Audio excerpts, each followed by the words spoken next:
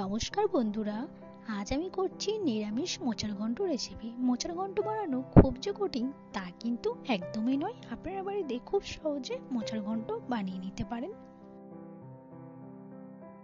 আপনারা দেখছেন রাধার লাইফস্টাইল ব্লগ। রাধার লাইফস্টাইল ব্লগে আপনাদের সবাইকে স্বাগত। আশা করি আপনারা ভালো আছেন। তো চলো মোচার ঘন্টটা শুরু করা যাক। তার জন্য আমি মোচাটাকে ভালোভাবে বেছে নেব। ভেতরের যে মোটার অংশটা আছে ডাঁটি মতন, ওটাকে আমরা বাদ দিয়ে উপরের যে ছোট আঁশের মতন সাদা আছে সেটাকে আমরা বাদ দিয়ে মোচাটাকে ভালোভাবে বেছে নেব। আপনারা হয়তো সবাই জানেন মোচা কিভাবে বেছে পরিষ্কার করে নিতে হয়, তো সেটা আলাদা করে বলার কিছুই নেই। মোচাটা আমার ভালোভাবে বেছে নেওয়া হয়ে গেছে। এবার আমি মোচাটাকে কেটে আমি হলুদ জলের মধ্যে ভিজিয়ে রাখবো।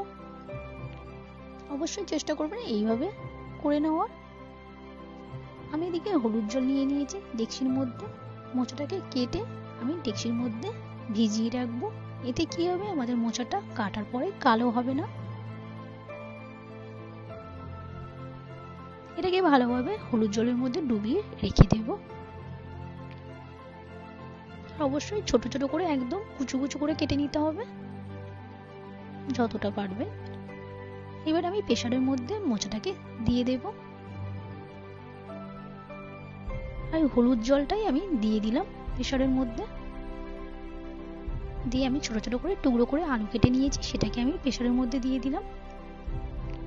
আলু মোচা আমি একসাথে সেদ্ধ করব। আপনারা চাইলেন এর মধ্যে ছোলাটাকেও সেদ্ধ করে নিতে পারেন একসাথে। আর দিয়ে দিলাম 2 চামচ লবণ, দিয়ে ঢাকা দিয়ে আমি গ্যাসের চুলায় বসিয়ে দিলাম। আমি এখানে 2-3টে মতন সিটি দিয়েছি, 2 থেকে 3টে সিটি দেওয়ার পরে দেখতেই এদিকে আমি কড়াই বসিয়ে দিয়েছি। কড়ার মধ্যে দিয়ে দিলাম পরিমাণ মতন সরষের তেল। তেলটাকে একটু নাড়াচাড়া করে নেব কড়ার গায়েতে। এবার আমি দিয়ে দেবো গোটা মশলা।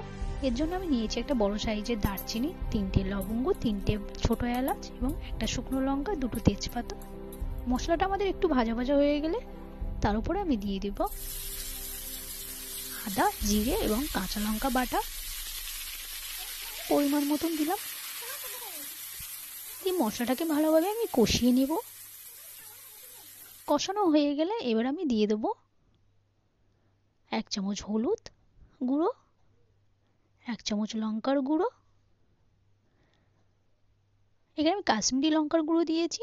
আর দিয়ে দিলাম 1 চামচ লবণ। দিয়ে ভালোভাবে মশলাটা কষিয়ে নিলাম। কষানো হয়ে গেলে আমি দিয়ে দিলাম আগে থেকে কেটে রাখা টমেটোটাকে ছোট ছোট টুকরো করে নিয়েছি। টমেটোটাকে ভালোভাবে মশলার সাথে কষিয়ে নেব যতক্ষণ না আমাদের টমেটো গলে যায়।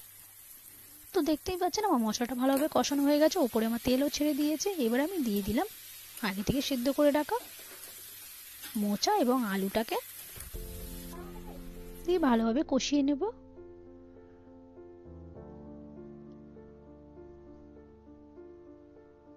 ভালোভাবে মোচাটাকে অনেকক্ষণ ধরে কষাতে হবে। এবার আমি দিয়ে দিই আগে থেকে সিদ্ধ করে রাখা ছোলাটা আমি দিয়ে দিলাম। দিয়ে ভালোভাবে মোচার সাথে মিশিয়ে নিলাম।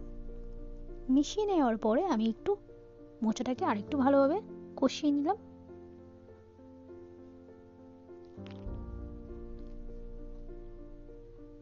এবার আমি দিয়ে দেবো উপরে ঘি ছড়িয়ে। এখানে আমি 2.5 চামচ ঘি দিলাম।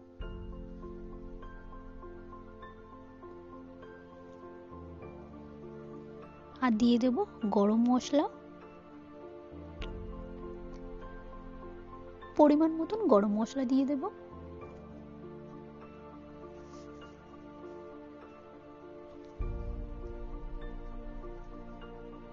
চামচ মেপে 1 চামচ মতন দিয়ে ভালোভাবে মিশিয়ে নেব। ভালোভাবে একটু নাড়াচাড়া হয়ে গেলে এবার আমরা দিয়ে দেব নারকেল কুড়িয়ে নিয়েছিলাম। উপরে নারকেল কুড়ুনিটা আমি দিয়ে দেব।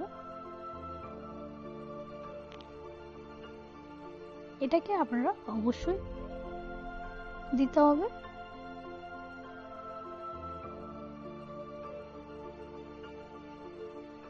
আমাদের মোচার ঘন্টটা একদমই রেডি। একটু ভালোভাবে নাড়াচাড়া করে নেব। নারকেলটা ভালোভাবে মোচার সাথে মিশিয়ে নিলাম।